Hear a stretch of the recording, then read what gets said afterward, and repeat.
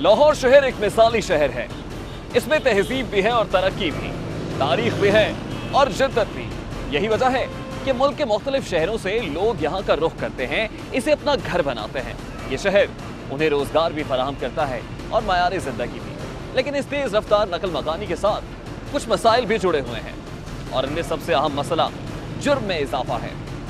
लाहौर की आबादी 1 करोड़ 25 लाख के करीब है। जो आबादी में इजाफा हो रहा है तो ये शहर भी बड़ा होता जा रहा है। इसका मतलब कानून नाफिज करने वाले इदारों को ज्यादा बड़े इलाके में ज्यादा आबादी को तहफ्फुज़ फराहम करना पड़ता है और जराइम पेशा अफराद के लिए लोगों को बेवकूफ बनाना, लोगों को तंग करना भी निस्बतन आसान हो जाता है। शहर में बढ़ती हुई आबादी के साथ सबसे बड़ा जुर्म डकैती है। डकैती की वारदात में एक शख्स असलहे के जोर पर किसी के घर में दाखिल होता है, लूट मार करता है, उसको डराता धमकाता है और चंद लम्हों में उसकी उम्र भर की पूंजी लूट कर रफू चक्कर हो जाता है। वो शख्स जिसके साथ डकैती की वारदात पेश आती है, उस पर क्या गुजरती है और उस पर किस कदर नश्तर चलते हैं, ये सोचना भी नामुमकिन है।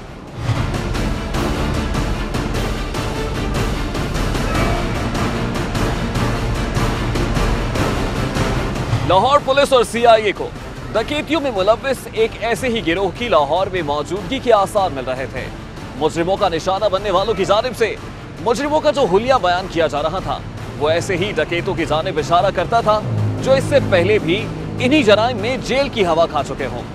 आखिरकार लाहौर पुलिस ने एक इत्तला पर इन मुजरिमान के खिलाफ शिकंजा कसने का फैसला किया। अच्छा भाई, लियाकत बाबा डकैत गैंग जो है सर, उस पर हम काफ़ी 2-4 महीने से काम कर रहे हैं, बल्कि पूरा लाहौर पुलिस ही काम कर रहा है उस पर। आज उसकी इत्तला मिल गई है। वो एक डेरे पे मौजूद है इस वक्त जौहर टाउन के इलाके में। मुसल्ला होते हैं वो, बड़े अच्छे तरीके से जो हमें ट्रेनिंग दी गई है मुल्ज़मान को गिरफ़्तार करने की, उस तरीके से सेफ्टी प्रिकॉशन करते हुए वहाँ पर रेड करना, बिला इजाज़त फायर नहीं करना। और अगर मुल्ज़मान आगे से फायर करें तो उनको माफ़ी नहीं देंगे आपने। ठीक है, चलें बैठे।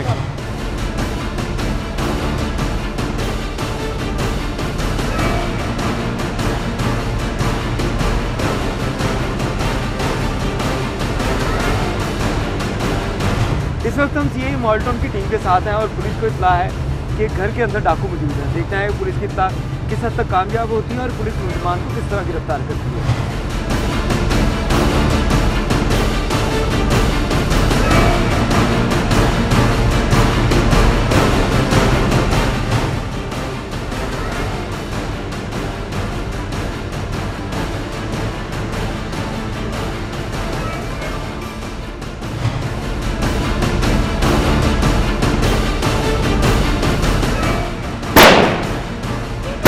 और पुलिस की जानिब से देख सकते हैं कि मुल्ज़मान को काबू करने के लिए फायरिंग भी की गई और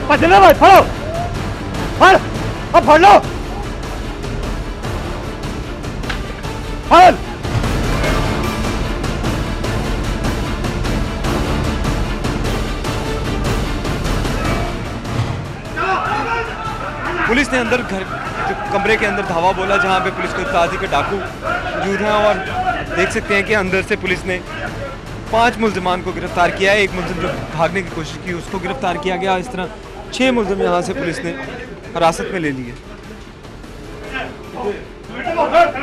6 मुल्ज़मान यहाँ से हिरासत में लिए गए और यहाँ पे जो है वो जो पुलिस को इत्तला थी वो साबित हुई। यहाँ पे जो असलहा, जेवर, नकदी, मोबाइल फ़ोन और दीगर जो चीज़ें हैं, यहाँ पे पुलिस ने यहाँ से जो 5 मुल्ज़मान को कमरे के अंदर से गिरफ्तार किया और यहाँ पे आप देख सकते हैं कि करोड़ों रुपया जो है वो सामने पड़ा हुआ था, जो पुलिस ने इस वक्त उसको कब्ज़े में लिया। और ये जेवरात जो हैं, घड़ियाँ कीमती और ये तमाम चीज़ें यहाँ पे रखी हुई हैं, जो लग रहा था कि यहाँ से कोई इसकी बाँट होने वाली थी, इसलिए ये सारी चीज़ें यहाँ पे इकट्ठी नज़र आ रही हैं। यहाँ से जो भारी मिकदार में जो नकदी और उसके साथ असलहा, जो बाकी जो चीज़ें यहाँ पे पड़ी हुई नज़र आ रही हैं। क्या सर, ये क्या सूरत हाल है यहाँ पे? जो क्या लग रहा है आपको, ये क्या बाँट होने वाली थी इनकी?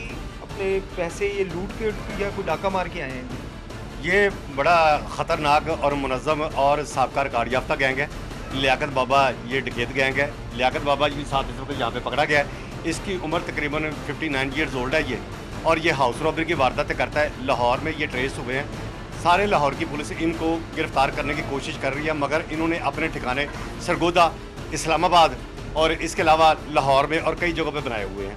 ये इन्होंने ब्यूरोक्रेट्स के घर पे, इसके अलावा बिजनेसमैनों के घर पे और इसके अलावा डॉक्टर्स के घर पे लाहौर में करोड़ों रुपए की वारदातें की हैं। कुछ इलाकों में वारदातें करते थे, क्योंकि जिस तरह के जेवरात यहाँ से नज़र आ रहे हैं, नकदी इतनी भारी मिकदार में यहाँ पे मौजूद है, लैपटॉप और दीगर जो कीमती घड़ियाँ इसमें नज़र आ रही हैं, असला इनके पास काफ़ी हैवी था। तो इनकी तरीका वारदात के पोश इलाकों में वारदातें करते थे। ये मॉडल टाउन, गालम मार्केट, गुलबर्ग, शादमान, इसके अलावा कैवलरी ग्राउंड, डिफेंस के इलाकों में इन्होंने हाउस रॉबरी की वारदातें की हैं और करोड़ों रुपए मालियत की वारदातें की हैं। और ये आज हमें इन्फॉर्मेशन थी कि इन्होंने जो वारदात की है, वारदात के बाद ये सारा गैंग इस जगह पे इकट्ठा होकर इन्होंने लूटे हुए माल की तकसीम करनी थी। तो अभी फैसला ये किस एरिया में इन्होंने वारदात की थी जो इतना सामान ये लेके आए जहाँ से? ये इन्होंने डिफेंस के इलाके में वारदात की है। इसके अलावा इन्होंने कल भी एक वारदात की थी जो गाला मार्केट के इलाके में थी, तकरीबन 90 लाख रुपए की। और एक उस दिन एक दिन पहले भी एक वारदात की है कैवलरी ग्राउंड में, जो हाईवे का एक ठेकेदार है चौधरी सबाहत, उसके घर पे वारदात की है हाउस रॉबरी की। वो 1 करोड़ 50 लाख रुपए की वारदात तो की है। इनको ट्रेस किस तरह किया गया? रोज़ाना की बुनियाद पे ये वारदातें कर रहे थे, तो किस तरह इस पे आप लोगों ने कार्रवाई की? ये काफ़ी अरसे से लाहौर में और इसके अलावा सरगोदा में और रावलपिंडी में हाउस रॉबरी की वारदातें कर रहे हैं। मैं DSP हेडक्वार्टर CI लाहौर काम कर रहा हूँ और मोहम्मद उमर विर्क साहब SSP CI लाहौर ने इस गैंग की गिरफ्तारी का मुझे टारगेट दिया, और मेरी टीम जो है मेरे साथ इस पे काफ़ी दिनों से काम कर रही थी। तो वहाँ पे मौका वारदात पे जाके हमने इनके हुलिया जात को शनाख्त किया, इनके तरीका वारदात को चेक किया, और साबका रिकॉर्ड याफ्तगान के जो हमने क्राइम जो सीआर ऑफ ब्रांच से रिकॉर्ड निकलवाया है, उसके बाद ये जाके ये लोग ट्रेस हुए हैं कि ये लोग लाहौर में वारदातें कर रहे हैं। इनके बारे में हमें खुफिया इन्फॉर्मेशन भी थी कि इन्होंने 7 अप के इलाके में गाला मार्केट के जहाँ पे हनी ब्रिज है उसके करीब इन्होंने घर किराए पे लिया हुआ है, और ये लाहौर में डकैती की वारदातें कर रहे हैं। पुलिस ने यहाँ से 6 मुलजमान को गिरफ्तार किया और करोड़ों रुपए मालियत के जेवरात और नकदी दीगर चीज़ें इनसे बरामद की गई। असलहा जो था इन्होंने वो भी इनके पास से बरामद किया गया, जो घरों में दाखिल होते हुए उनको लोगों को यरगमाल बनाते और लूट मार करते थे। और पुराने वारदात के वहाँ से असला भी छीन लिया करते थे। जहाँ पे वारदात करनी वहाँ से असला भी छीन के लिए असला कैवलरी ग्राउंड में इन्होंने शाहिद मकबूल चीमा साहब के घर पे वारदात की है। वहाँ से इन्होंने उनका सारा इंपोर्टेड असला तकरीबन 35-40 लाख रुपए मालिक का है, जिसमें ग्लॉक पिस्टल है, जिसमें सारे इंपोर्टेड असला है, वो इन्होंने किया है। इसके अलावा इन्होंने शादमान के इलाके में एक ब्यूरोक्रेट के घर पे वारदात की है, जहाँ से इन्होंने इटली का ब्रेटा वाइट पिस्टल और इसके अलावा पंप एक्शन विनचेस्टर की गन है, वो तकरीबन 4-5 लाख रुपए मालिक की है। इतने खतरनाक ये डकैत हैं कि ये घर के अंदर दाखिल होते हैं, वहाँ से असला भी छीन लेते हैं उनसे। जी, जैसा कि आपने DSP हेडक्वार्टर उनकी बात सुनी, उनका यही कहना है कि जो मुलजमान हैं वो इस हद तक ख़तरनाक थे कि वो घरों से असला भी जो लूट कर वापस आ जाते थे।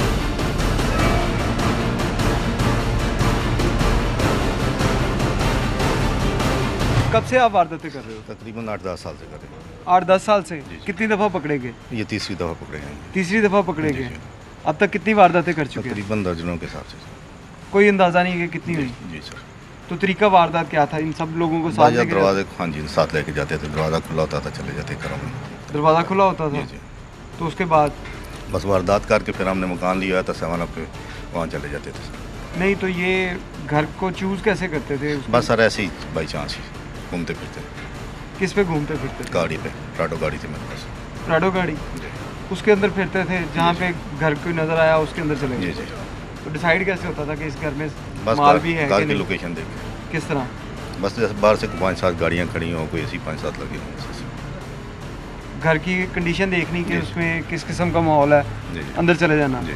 तो उन लोगों के पास असला नहीं होता था? इतने बड़े घर बस सर उसके कहीं बाद असला होता था, उठाए तो नहीं जाता, छीन लेते थे हम असला भी वहाँ से। असला भी वहाँ से छीन लेते थे। तो क्या चीज़ें वहाँ से पैसे लेके जाते थे? पैसे जेवरात कड़ियाँ। तो उसके बाद उसका क्या करते थे? बेचते थे सर मार्केटों में। कहाँ पे? ये रंग महल में सोना बेचा है गाल के। ठीक है। और घड़ियाँ जो खुद ही खिला देते थे जी जी उसको? जी जी। और वहाँ पे अनारकली में घड़ियाँ बेची हैं सर। और डायमंड के सेट कहाँ पे बेचे? और डायमंड स्क्वायर बेचा इस्लामाबाद में। वो इस्लामाबाद में बेचा, तो उनको बता के बेचते हैं कि चोरी का नहीं ये नहीं, क्या कहते हैं उन्हें? बस गाड़ी प्राडो गाड़ी हो तो फिर पता चलता है बहुत अच्छी। गाड़ी देख के वो लोग भी आपके धोखे में आते हैं। गाड़ी आपकी अपनी थी? जी जी अपनी थी? जी जी। कितने अरसे से इस्तेमाल कर रहे थे? ये तकरीबन 5-6 साल से। तो 5-6 साल से उसी गाड़ी के ऊपर वारदात हो जी रही जी। है। हाँ जी। तो कभी इससे पहले जो है वो गाड़ी के साथ ही पकड़े गए? नहीं जी, गाड़ी के साथ। आप भी इसके साथ ही हो? जी सर। किस तरह की वारदातें करते थे? ये घर के वारदात है तो घर की वारदातें? जी। किस तरह?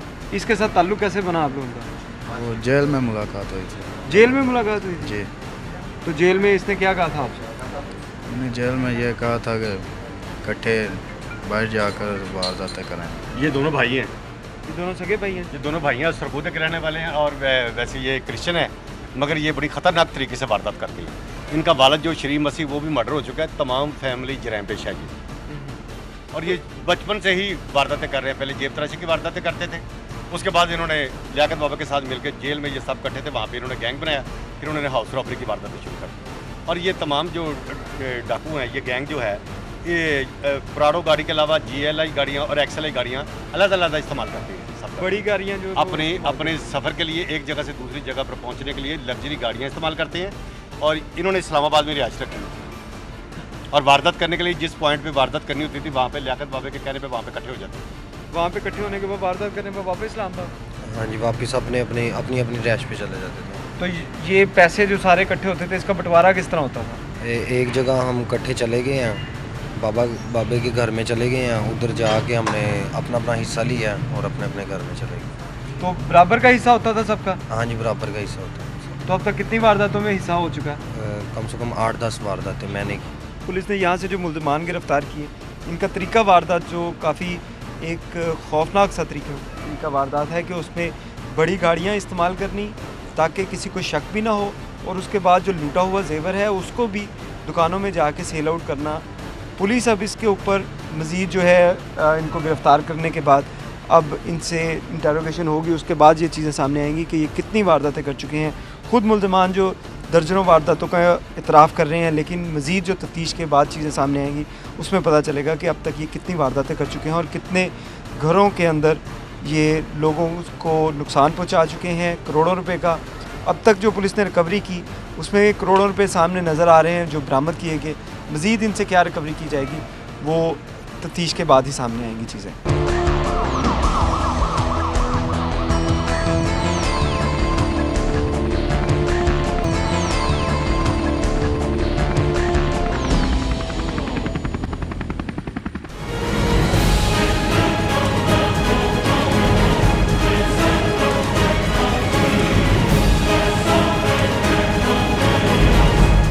लाहौर में CIA पुलिस ने की बड़ी कार्रवाई। लाहौर, कराची, रावलपिंडी, सरगोदा, गुजरात और बिहाड़ी में डकैती की वारदातें करने वाले 2 मुख्तलिफ गिरोहों के 22 मुलजिम कर लिए गिरफ्तार। मुलजिम वज़ीर आज़म नवाज शरीफ के सेक्रेटरी अतर इशफाक समेत मुख्तलिफ ताजरों, फौजी और सिविल अफसरान के घरों को अपना हदफ बनाने में कामयाब हुए थे। ये मुख्तलिफ जगहों पर किराए के जो है वो घर ले लेते और फिर वहाँ बैठकर वो गैंग जो कि जेल से रिक्रूट होते हैं। और ये हमारे पास बड़ी केस स्टडी है कि जहाँ पर ये क्रिमिनल्स फिर अपने घर किसी का लाहौर में भी होगा तो लेकिन लाहौर से हटकर एक घर उसने किराए पर भी लिया। तो ये भी हम कर रहे हैं कि ये ERC जब भी कोई आदमी को किराए पर लेता है तो उसकी डॉक्यूमेंटेशन और उसकी लेजिस्लेशन होना बहुत ज़रूरी है।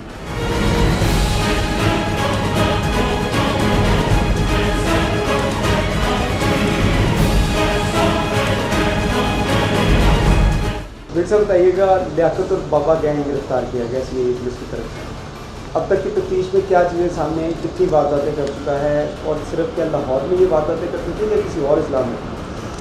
ये लियाकत और बाबा गैंग जो है ये एक बैनुल सूबाई गैंग है, क्योंकि ये कराची में भी वारदातें करते रहे हैं, तो ये दूसरे सूबे में जाके वारदातें करते रहे हैं और इन्होंने पंजाब के दीगर अजला में भी वारदातें की हैं। इनका तरीका वारदात ये साबका रिकॉर्ड याफ्ता है और ये बड़े बड़े घरों में जाके वारदातें करते थे जो, और तरीका ये अपनाते थे कि रात को दीवार फलांग के घर के अंदर दाखिल होकर बैठ जाते थे। जो ही गाले खाना जो है वो घर का दरवाज़ा खोलते थे तो ये वारदात करते थे। इसके अलावा इनके जो घरेलू ड्राइवर हैं उनके साथ रब्ता होता था, तो घरेलू जो ड्राइवर हैं उनके ज़रिए ये इंफॉर्मेशन हासिल करके तो वो जिस घर में दोपहर को मर्द नहीं मौजूद होते थे उन घरों में ये वारदातें करते थे।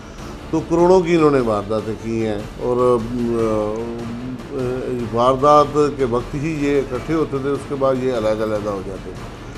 लिहाजा इसके लिए हमें पिंडी, इस्लामाबाद, सरगोदा और कराची जाना पड़ा है। तो ये तमाम जगह से हमने इकट्ठे करके मालूमात फिर इस गैंग तक पहुँचे हैं और इसमें जो फोरेंसिक एविडेंस है उसके ज़रिए हमें बहुत ज़्यादा मदद मिली है। सर एक सब एक चीज़ बताइएगा, इनका एक तरीक़ेकार ये भी था कि जो बड़ी बड़ी गाड़ियों में जिसमें लैंड क्रूज़र, प्राडो और दीगर जो बड़ी गाड़ियाँ थी उसके अंदर मुलज़िम का खुद कहना है कि वो रैकी करते थे। जिस घर में तो 4-5 गाड़ियाँ खड़ी होती थी उस घर के अंदर ये दाखिल होते थे। मेरा ये पूछना है आपसे कि बड़ी गाड़ियों के अंदर ये लोग वेपन लेके भी फिरते थे, इस तरह सड़क पे शहर की अहम शाहराहों के ऊपर लाहौर जैसे शहर में जो ये लोग फिर रहे होते थे, तो इनको क्या बड़ी गाड़ियों की वजह से इनको चेकिंग नहीं की जाती थी? क्योंकि हर जगह पे आपके नाके भी नज़र आते हैं पुलिस के, और अब तो डॉल्फिन भी है, पीरू भी है और दीगर भी जो स्क्वाड्स हैं वो काम कर रहे हैं।